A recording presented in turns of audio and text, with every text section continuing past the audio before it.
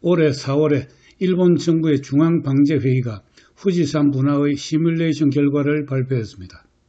후지산은 1707년에 대분화를 했습니다.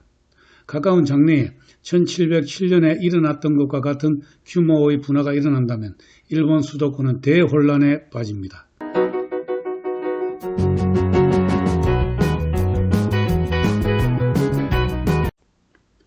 후지산은 높이 3776m, 일본 최고봉의 화산입니다. 좌우대칭의 아름다운 산허리를 가진 이 화산은 화산학적으로는 현무암질 성층 화산입니다.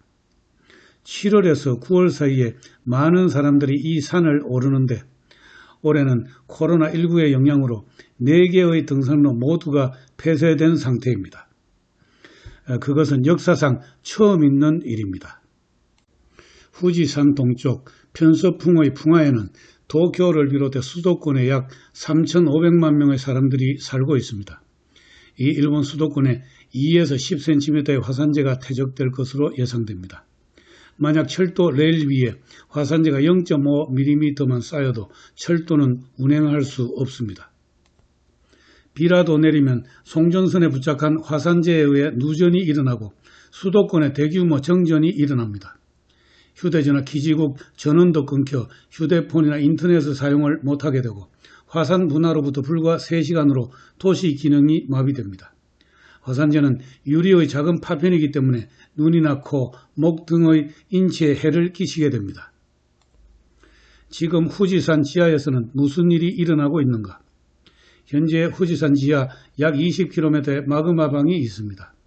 그곳에는 온도 섭씨 1000도에 달하는 멜트, 즉 액체 마그마가 대량으로 존재하고 그것이 지표까지 도달하면 분화가 시작됩니다.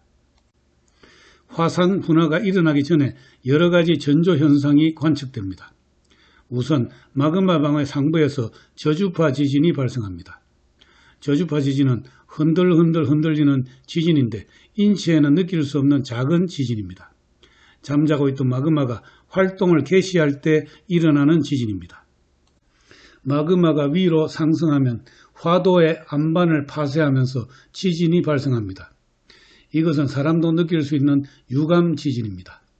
마그마의 상승에 따라 지진이 일어나는 진원은 점차 지표에 가까워집니다. 진원의 위치를 특정하면 마그마가 어디까지 올라왔는지 알 수 있습니다. 화산 분화가 임박하면 화산 미동이라는 잔물결과 같은 작은 지진이 발생합니다.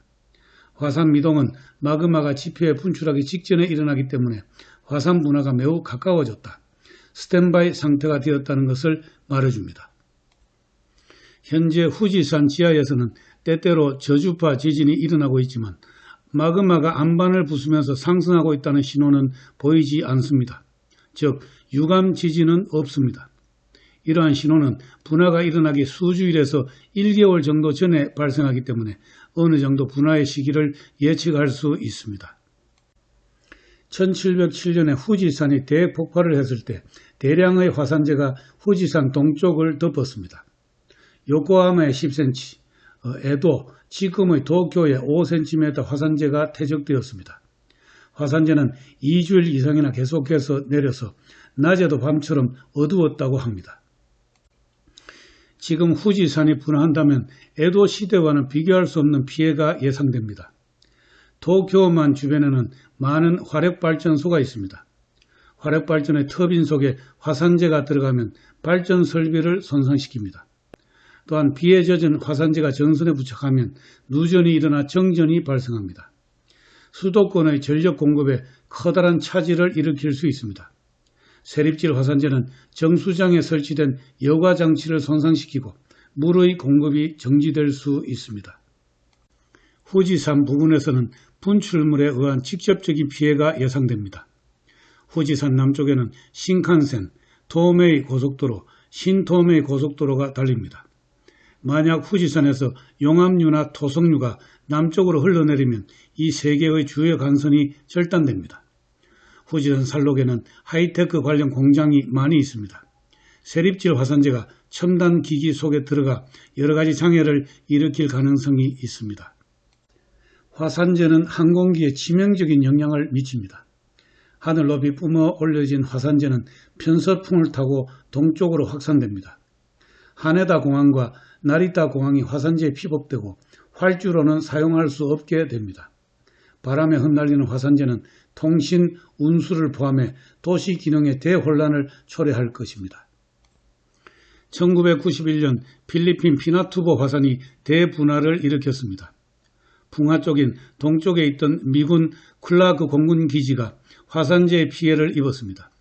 이것을 계기로 미군은 필리핀에서 철수하게 됩니다. 장래 후지산 분화에 의해 부근의 미군 기지를 비롯한 제1미군의 전략이 크게 바뀔 가능성이 있습니다. 후지산이 분화할 경우에 피해 규모가 일본 정부 내각부에 의해 발표되었습니다. 후지산이 1707년과 같은 분화를 한다면 수도권을 중심으로 관동지방 일원에 영향이 발생하고 최대 2억 5천억 엔의 피해가 발생한다고 합니다.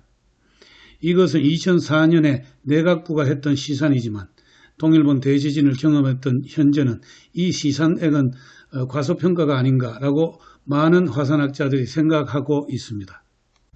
화산 분화는 거대 지진에 의해 일어나는 경우가 있습니다.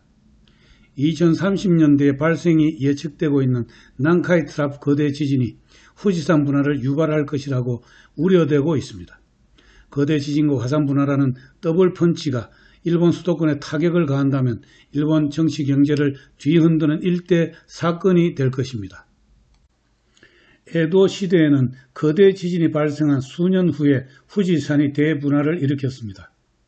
1703년 규모 8.25의 거대 지진이 일어난 35일 후에 후지산이 폭발음을 내기 시작했습니다.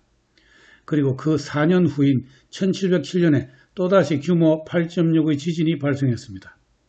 그리고 그 지진이 일어난 49일 후에 후지산은 남동 사면의 새로운 하구에서 마그마를 분출하고 에도에 대량의 화산재를 내린 것입니다. 이것은 후지산 최대의 화산 분화였습니다. 1707년 후지산 분화는 이와 같이 두 개의 거대 지진이 후지산의 마그마방에 영향을 주고 분화를 촉발시켰습니다. 지진에 의해 마그마방에 걸리는 압력이 증가하고 마그마를 밀어냈을 가능성이 있습니다. 또한 거대 지진에 의해 마그마방 주변에 균열이 생겨 마그마에 포함된 수분이 수증기가 되어 최적이 급격히 팽창하면서 분화로 이어졌을 수도 있습니다. 아무튼 두 개의 거대 지진에 의한 피해를 복구하고 있던 그 와중에 후지산이 폭발했던 것입니다. 후지산은 앞으로 100% 분화합니다. 그러나 그것이 언제인가는 알 수 없습니다. 화산 분화는 지진에 비해 예측 가능성은 높지만 분화 연도를 특정해서 얘기한다는 것은 불가능합니다. 현재의 기술로는 저주파 지진이 일어나고 수주일에서 1개월 정도 후에 분화가 일어날 가능성을 얘기할 수 있는 그런 정도입니다.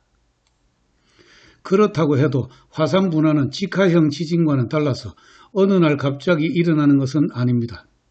현재의 관측으로도 지진이나 조그마한 지각 변동도 놓치지 않고 있습니다. 24시간 태세로 관측 기기로부터 전해지는 정보를 보며 후지산을 감시하고 있는 것입니다. 2020년 8월 현재 곧바로 분화로 이어지는 상태는 아닙니다. 미지의 알 수 없는 아직 경험하지 못한 자연현상에 인간이 대처한다는 점에서 지금의 코로나19에 대한 대처와 비슷하다고 말할 수 있을지도 모르겠습니다. 화산 분화와 같은 자연재해에 대한 정확한 지식을 가지고 실시간으로 전해지는 정보를 보면서 빠른 단계에서 준비하는 것이 중요합니다. 과도하게 불안할 필요는 없지만 이 상황을 바르게 이해하는 것이 중요합니다. 후지산에서는 용암류, 분석, 화쇄류, 라하르 등 다양한 종류의 피해가 발생합니다. 이러한 내용은 해저드 맵이라 불리는 화산재해 예측도에 상세하게 나와 있습니다.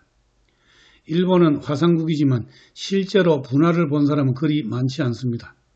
사람은 경험하지 못한 것에 직면했을 때 패닉에 빠지기 쉽습니다. 화산이 분화하고 화산재가 내리고 난 뒤는 늦습니다. 평소에 준비한다는 것이 방제의 철칙입니다. 현재 코로나19의 끝이 보이지 않습니다. 이럴 때 자연재해만은 피하고 싶습니다. 하지만 만약을 위해 라이프라인의 조기 복구의 순서를 확인해 둔다든지 피난 장소를 확인해 두는 것이 무엇보다 중요합니다. 후지산 분화가 지금 이 타이밍에서만은 일어나지 않기를 바라지만 미래의 일은 잘 알 수 없습니다. 화산 전문가들이 숨을 죽이고 지켜보고 있습니다.